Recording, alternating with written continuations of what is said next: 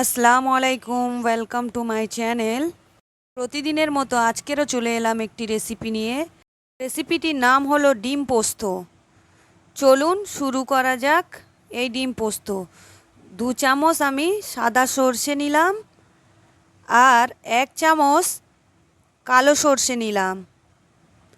এর মধ্যে 1 টুকরো আদা দিলাম, 2টো কাঁচা লঙ্কা দিলাম, 5টি রসুন কোয়া দিলাম আর দিলাম পোস্ত 2 চামচ। এরপর এগুলো বেটে নেব।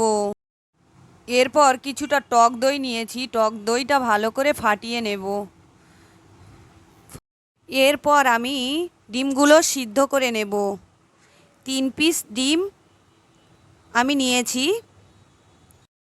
ডিমগুলো সিদ্ধ করে নিয়ে ছাড়িয়ে মাঝখান থেকে দুভাগ করে কেটে নেব। এরপর কড়াতে তেল দিয়ে ওর মধ্যে লবণ দিলাম, অল্প পরিমাণ হলুদ গুঁড়ো দিলাম, অল্প পরিমাণ লঙ্কার গুঁড়ো দিলাম।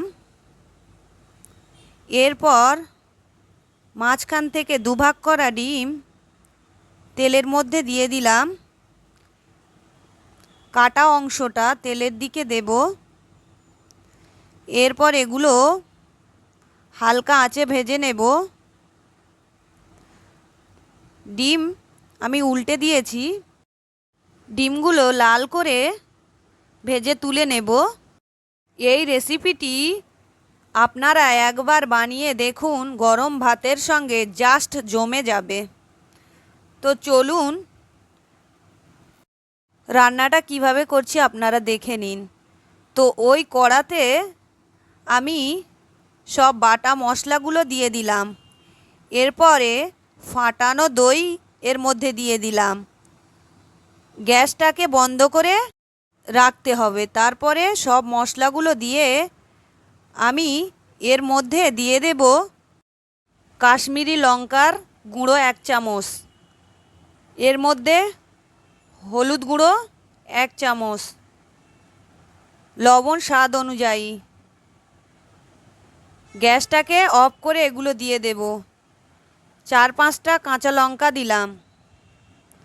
দিয়ে ভালো করে একটু নেড়ে এর মধ্যে আমি গরম পানি দিয়ে দেব। আর একটু পানি এর মধ্যে দিয়ে আমি গ্যাসটাকে অন করে দেব। দিয়ে এর মধ্যে আমি ওই ভাজা ডিমগুলো দিয়ে দেব। এরপর একটি চামচ নিয়ে মশলার মিশ্রণগুলো তুলে দেব। এরপর ঢাকা বন্ধ করে দেব, দিয়ে 10 মিনিট ফুটিয়ে নেব। আপনারা দেখতে পাচ্ছেন আমার ডিম পোস্ত একদম রেডি। আমার রেসিপি ভালো লাগলে অবশ্যই লাইক, কমেন্ট আর শেয়ার করবেন।